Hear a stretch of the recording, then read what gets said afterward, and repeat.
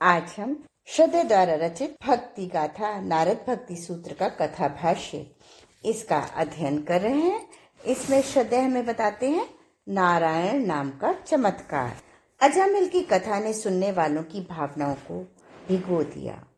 एक अजब सी नीरवता, निस्तब्धता, निस्पंदता वातावरण में घिर आई। सभी मौन थे, लेकिन सबके मन की गहरी परतों में कुछ स्पंदित था। संभवतः सबके सब अपने मन के किसी कोने में सोच रहे थे कि कैसा घातक होता है कुसंग, जिसके प्रभाव से अजामिल जैसे तेजस्वी पुत्र की, ब्राह्मण पुत्र की चरित्र निष्ठा भी ढह गई। शायद कुसंग ही माया का महास्त्र होता है, जिसका आघात सदा ही अचूक और अचानक होता है। जो भी इसकी चपेट में आया, वह घायल और क्षत विक्षत हुआ बिना नहीं रह सकता। अजामिल के लिए उपस्थित ऋषि मंडल एवं देव मंडल के अंतर्भावों में कहीं तरल संवेदना प्रवाहित हो उठी थी। सब उत्सुक हो रहे थे कि आगे की कथा जानने के लिए, सुनने के लिए और समझने के लिए, क्योंकि उनके मन में जिज्ञासा थी कि अचानक आई कुसंग की लहर क्या साधक को संपूर्ण समाप्त कर देती है, या फिर पिछले जन्म समय में की गई साधना फिर कभी उदित होकर साधक का उद्धार कर सकती है। सबकी इस सोच से असंपृक्त महर्षि पुलह मंद मंद मुस्कुराते हुए देव ऋषि की ओर देखे जा रहे थे। उनकी यह दृष्टि मर्मभेदी थी। शायद इसमें यह सच छुपा था कि ना तो अभी अजामिल की कथा पूरी हुई है और न ही देव ऋषि का सूत्र पूर्ण हुआ है। अपने मंद हास्य को बीच में रोककर महर्षि पुलह अपनी रौ में बोले, कस्तरती मायाम। उनका यह प्रश्न स्वयं से था अथवा भक्ति के आचार्य देव ऋषि से, यह तो किसी को समझ में नहीं आया। परंतु देव ऋषि ने महर्षि पुलह के ही अंदाज में कहा, यह संगास त्यजति यो महानुभावम सेवते निर्ममो भवति। महर्षि पुलह के प्रश्न के अनुरूप ही देव ऋषि का उत्तर था, मर्मभेदी प्रश्न का सटीक उत्तर। इसे सुनकर सुनने वालों को आश्वस्ति मिली, लेकिन महर्षि वशिष्ठ के मुंह से कुछ ऐसा लगा जैसे कि वह कुछ कहना चाहते हों। उनकी यह मुख मुद्रा भांपकर देव ऋषि नारद ने कहा, आपके कथन का स्वागत है महर्षि। देव ऋषि के इस कथन पर ऋषि वशिष्ठ हंसते हुए बोले, मैं कुछ विशेष कहना नहीं चाहता, बस मैं आपके सूत्र को पूर्ण करना चाहता हूँ। मेरे विचार से ऋषि पुलह का प्रश्न और आपका उत्तर मिलकर पूर्ण सूत्र की रचना करते हैं, कुछ इस तरह से। कस्तरसी मायाम यह संगास त्यजति यो महानुभावम सेवते निर्ममो भवति। कौन तरता है? प्रश्न। माया से कौन तरता है? उत्तर। जो सब संगों का त्याग करता है, जो महानुभावों की सेवा करता है और जो ममता रहित होता है। महर्षि वशिष्ठ के इस सूत्र संपादन ने सभी को मनमुग्ध कर लिया। अब बारी इस सूत्र की व्याख्या की थी। सबके लिए सबकी नजरें प्रायः एक साथ इसके लिए सबकी नजरें प्रायः एक साथ ऋषि पुलह की ओर घूमी, क्योंकि अभी तक अजामिल की कथा और आगे सुनने का उत्साह बना हुआ था। ऋषि पुलह भी इस सच से परिचित थे। उन्होंने कहा कुछ भी नहीं, बस कुछ समय तक मौन रहे। अब आगे बोले, ब्राह्मण पुत्र अजामिल महामाया के दुस्तर भंवर में फंस चुका था। उसके चारों ओर घना अंधेरा था। सब ओर इस अंधियारे के साथी उसे घेरे हुए थे। प्रकाश की एक भी किरण इस घने अंधेरे को भेद सके, ऐसा भी संभव न था। मैं स्वयं भी उस युवक के लिए चिंतित था। परिस्थिति ऐसी न थी कि उसके लिए कुछ भी किया जा सके। बस यदा कदा उसके बारे में सोच लेता था और सर्वसमर्थ प्रभु से प्रार्थना करता था। हाँ, मेरे मन में बेचैनी और विवशता अवश्य थी। तभी अचानक एक दिन खबर आई कि चंद्रलेखा ने एक सुपुत्र को जन्म दिया है। अन्य कोई तो उसके पुत्र जन्म के अवसर पर जाने को तैयार न था।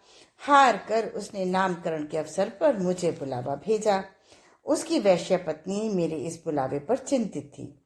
उसकी चिंता का कारण यह था कि कहीं मैं उसके प्रेमी व पति अजामिल को वैराग्य का पाठ न पढ़ा दूं, परंतु मेरा ऐसा कोई विचार न था। मैं तो अजामिल के परम कल्याण के लिए चिंतित था। इसी चिंता को लिए मैं उसके द्वार पर पहुंचा। द्वार पर चंद्रलेखा और अजामिल ने मेरा भरपूर स्वागत किया। हालांकि इस स्वागत में कहीं न कहीं संकोच छिपा था, और इस संकोच में दोनों के अपने अपने कारण थे। अजामिल के संकोच का कारण चंद्रलेखा के प्रति उसका प्रेम और साधना से पतन था, जबकि चंद्रलेखा के संकोच का कारण उसके मन का पाप भाव था, जो लगातार दीर्घ काल से संचित हो रहा था। परंतु मैं उन दोनों के इस संकोच को दरकिनार करके उनसे बड़ी आत्मीयता से मिला। मेरी आत्मीयता देख वे दोनों रोने लगे। देर तक यूं ही उनका रोना चलता रहा। फिर अजामिल कहने लगा, भगवान, क्या अब भी मेरे उद्धार की कोई राह शेष है?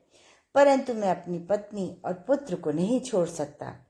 उसके इस कथन पर मैंने कहा, पुत्र, तुम्हें किसी को भी छोड़ने की जरूरत नहीं है, क्योंकि भगवान के तो सभी अपने हैं।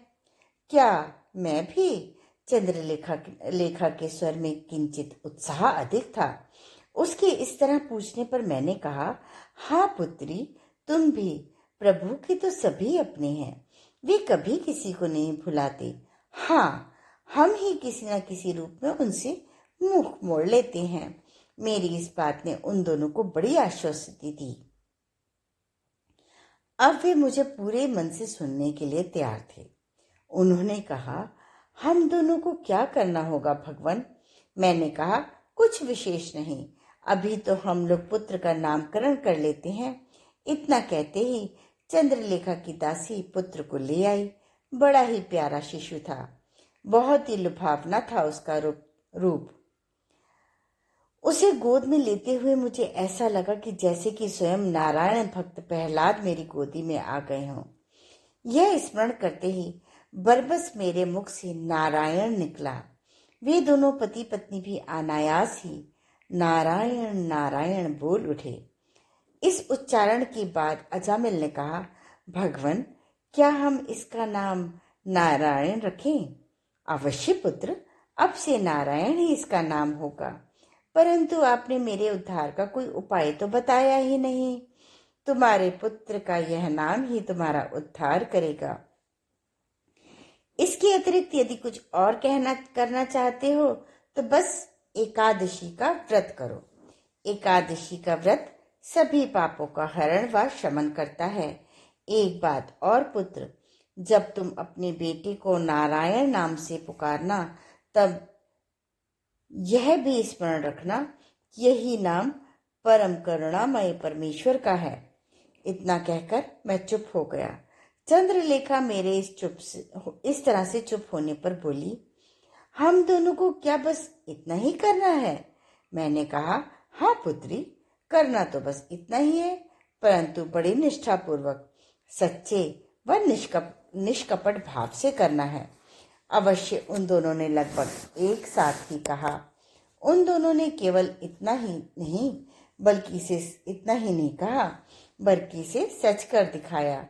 अब वे जब भी नारायण नाम लेते, बरबस उन्हें परमेश्वर याद आ जाते।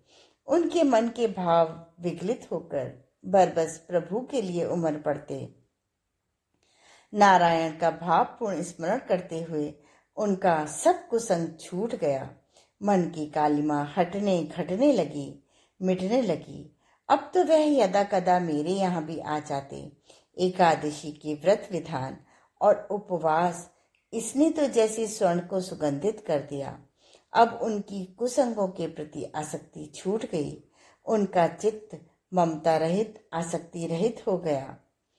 एकादशी का दिवस और रात्रि तो उनके लिए साधना की अहोरात्रि हो गई।